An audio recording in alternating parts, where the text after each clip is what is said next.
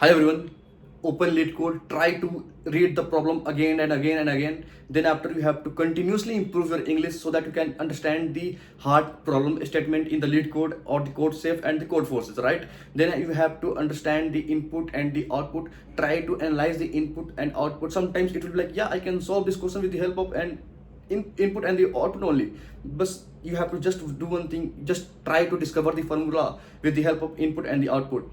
Then after you have to solve the 100 questions that are pattern driven. I'm repeating myself, we have to solve 100 questions that are pattern driven. The questions should be different, the patterns should be different. You have to follow this practice more than 30 days, 40 days. Make sure you don't use any AI, ChatGPT, Claude or Gemini. Don't use anything. If you are failing 100 times, it's okay, but try to think in the other dimension. Try to explore your mind, try to explore your potential so that you can understand how can I approach this problem, right?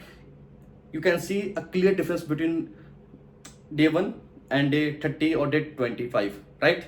Bye.